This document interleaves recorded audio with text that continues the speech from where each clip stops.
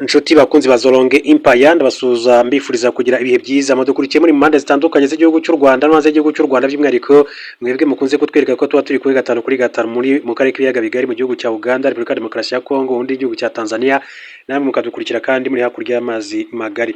Namakuru akomeye cyane ariko mbazani inkuru ikomeye cyane kuwitwa General Laurent Nkunda. Muramuzi ko yabaye umuyobozi wa CNDP, Congrès National pour la Défense du Peuple, ubwo yarwanaga ku ruhande rwayo iharanira uburenganzira bw'abanyekongo bavuga mu rurimi rw'ikinyarwanda biganjemo abo mu bwoko bw'abatutsi bo muri Repubulika Demokarasi ya Kongo. N'umugabo wavukiye za Rucuru ariko yaje gufatwa aza gutabwa muri yombi ubwo yambukaga umupaka w'u Rwanda ndetse n'igihugu cya Repubulika Demokarasi ya Kongo Rubavu, aza gutabwa muri kuvuga icyo gihe kugeza uyu munsi ni General Nkunda akomeje kugenda aceceka, ariko hari makuru mashya nkuzaniye muri aka kanya. Mbere gato yuko turaza kugaruka kuri iyo nkuru ivuga kuri General Laurent Nkunda, reka mbanze babwire mu buryo bw'incamake ari makuru y'ingenzi agezweho. Duce mu gihugu cy'u Burundi. Mu gihugu cy'u Burundi haravugwa inkuru y'uko abanyamakuru batatu bari baherekeje komiseri wa EU cyangwa se European Union bataye muri yombi. Amakuru aturuka mu Burundi aravuga ko kuri uwa gatatu ushize i Bujumbura abanyamakuru batatu mu Burundi ndetse n'abanyamahanga bari baherekeje uwitwa Haja Rabib, komiseri w'Uburayi ushinzwe uburinganire, kwitegura ndetse no guhangana n'ibibazo, batawe muri yombi.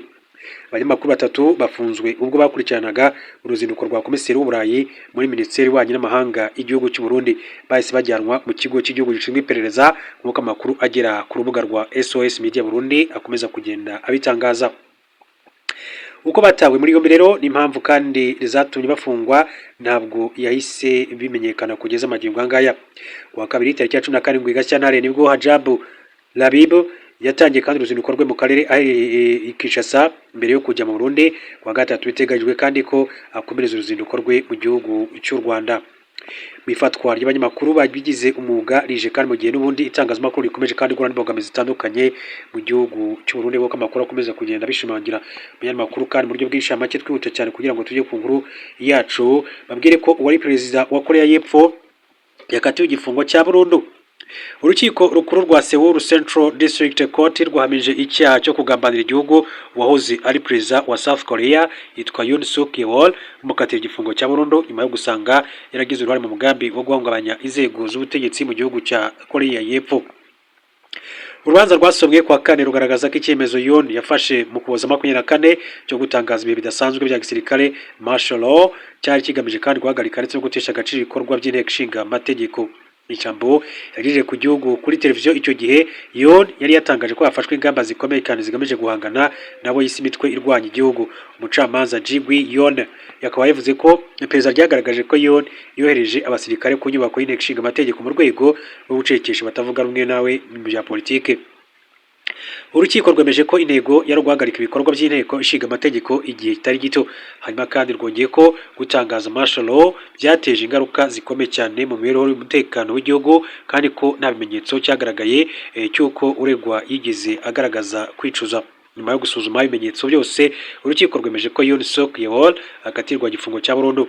Uyu mwanzuro watangajwe mu murwa mukuru Seoul nk'uko byatangajwe n'ibiro ntaramakuru by'Abafaransa Agence France Presse cyangwa se AFP. Duhindure ingingo mbere gato yuko tujya kuri General Laurent Nkunda, babwire ko ingabo makuru akomeza kugenda avugwa. Reka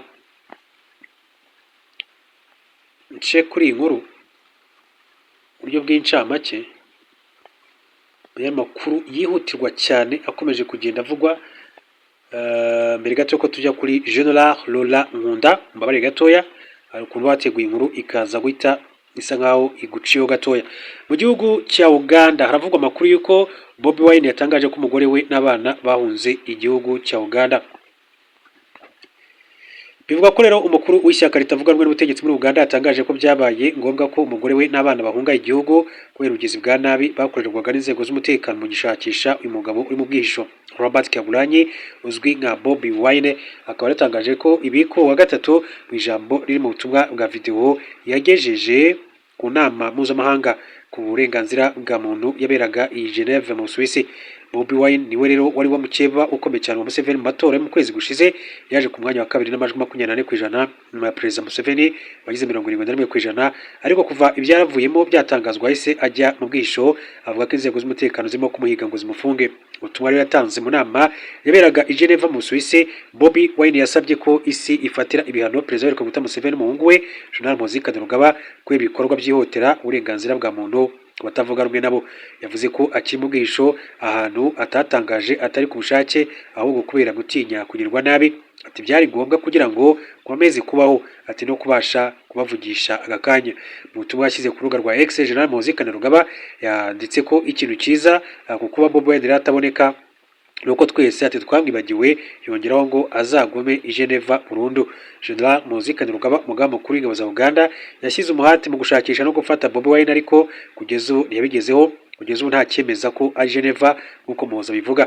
Hanyuma ariko kandi Bobi Wine yinubira ko abantu bo mu ishyaka rye n'abari hafi ye bakomeje kandi kugirwa nabi bamuziza we, kandi akemeza ko n'urugo rwe ruracyagoswe n'abasirikare, mu gihe yemeza ko umugore we n'abana bafitanye bane bahuze igihugu. Kugeza ubu aho Bobi Wine rero aherereye ntabwo hazwi. Yavuze ko azagaruka mu ruhame mu gihe gikwiriye. Akaba rero ari Bobi Wine umuyobozi w'ishyaka ritavuga rumwe n'ubutegetsi mu gihugu cya Uganda. Hanyuma reka tujye ku nkuru yacu kuri General Lankunda. General Lankunda umusirikare ukomeye cyane warwanye muri CNDP muri Repubulika ya Demokarasi ya Kongo. Hari inkuru yanditswe n'ikinyamakuru Igihe Akadomo.com cyandikira ku butaka bw'u Rwanda, yasura ku itariki ya 10 z'ukwezi kwa 2018, bagira bati amaherezo ya Lankunda umaze imyaka 9 ata muri yombi icyo gihe ni ayahe. Ati imyaka imaze kurenga 9 General Lankunda wayibaraga umutwe urwanya ubutegetsi bwa Repubulika ya Demokarasi ya Kongo CNDP ataye muri yombi bwo yageragezaga kwinjira mu Rwanda anyuze mu karere ka Rubavu. Kugeza ubu urujijo rwose ku maherezo y'umugabo Nkunda yafashwe amaze iminsi cyane agaragaza imbaraga zidasanzwe mu rugamba inyeshyamba ze zarwanagamo n'ingabo za Kongo, ariko akaza gukubitwa inshuro n'umutwe uhuriweho w'u Rwanda na Kongo warwemeje kandi kwambura intwaro no kumenesha abarwanyi ba FDLR muri Kivu y'Amajyaruguru. Uyu mugabo w'imyaka 50 avukiye Rucuru muri Kivu y'Amajyaruguru afite amateka akomeye kuko yarwanye intambara yo guhirika Mobutu ndetse akagira kandi uruhare mu ntambara ya kabiri ya Kongo yarwaniyemo n'ibihugu 7. Ivuka rya CNDP ya General Lankunda. General Lankunda yaje kwigomeka ku butegetsi we na brigade 8183 wayoboraga yiyunga ku yindi mitwe y'abarwanyi bajya mu mashyamba yo mu gace ka Masisi, aho yaje kandi gushinga umutwe yise Congrès National pour la Défense du Peuple CNDP muri wa gatandatu. Ubwo CNDP kandi yashingiwe muri Kivu y'Amajyaruguru, hari umutwe witwara gisirikare urwanya ubutegetsi bwa Joseph Kabila. Abawugize kandi bari bayobowe na General Lankunda bavugaga ko baharanira uburenganzira bw'abanyekongo bavuga ikinyarwanda mu burasirazuba bw'iki gihugu, bibasirwaga n'abandi baturage batayibonagamo nka bagenzi babo, ku buryo babahigaga bukwari bakwicwa nk'inyamaswa. Ubusanzwe bimwe mu bice bya Kongo cyane mu burasirazuba hatuye abaturage bavuga ikinyarwanda badategwa, ku buryo rero uhageze ushobora kandi gukeka ko ari mu Rwanda. Ibi ntibyapfuye kandi kwizana gusa, kuko mu myaka ya mbere y'abakaroni iki gice cyari mu rw'imisozi igihumbi, ariko inkubiri yo gushyiraho imipaka isiga rwambuwe n'abari bahatuye bisanga i Kongo. Abaturage bigeze kandi bishimirwa abanyekongo b'umwimerere batangira kandi kugirirwa nabi. Ishyamba za General Lankunda rizahwemye kandi gukozanyaho n'ingabo za Kongo FARDC. Gusa mu ntangiriro za 2007 leta yashatse kugabanya igitutu cy'indwanye ishyiraho uburyo bwo kuvanga ingabo, bituma kandi ahabwa kuyobora brigade 5 aho kuba 2. Aka gahenge ni karambye kuko muri 2027 ingabo za leta kandi zagabye ibitero mu gace ka Masisi zikoresheje kajugujugu mu bwoko bwa MI24 zica bambari ba Nkunda 80. Bituma habaho ibiganiro bitatanze umusaruro kuko imirwano yubuye bikaviramo ibihumbi by'abaturage kandi guhunga. Nkunda yatawe muri yombi CNDP ihindura umuvuno. Ku ijoro ryo ku 22 Mutarama kandi ku isi ya 5:30 nibwo General Lankunda ubwo yashakaga guhungira mu Rwanda niwe yaje gufatwa. Ingabo z'u Rwanda n'iza FARDC kandi batangaje ko abarwanyi be basabwe gushyira intwaro hasi. Uyu mugabo yataye muri yombi bidatinze. General Bosco Ntaganda atangaza ko yamusimbuye ku buyobozi bwa CNDP Congrès National pour la Défense du Peuple, ndetse anemera igwa ry'ingabo ze n'iza leta imbere, kandi yuko ku wa 23 Werurwe 2019 yashyize umukono ku masezerano y'amahoro na leta ya Kongo. Hanyuma kandi bemeranya uyu mutwe uhinduka ishyaka rya politike, hanyuma kandi mu rwego rwo gusaba kurekura imfungwa zayo. Icyo gihe nk'uko amakuru yakomezaga kugenda abishimangira. Aya makuru kandi yakomezaga kugenda avuga ko aya masezerano yaje kutubahiriza bibyara amahari yavutsemo kandi umutwe w'inyeshyamba za mama 23 bisobanuye itariki amasezerano yashyiriweho umukono zabaye kuva mu 2012. Ikibazo cya Kongo kuri General Lankunda cyatewe utwatsi.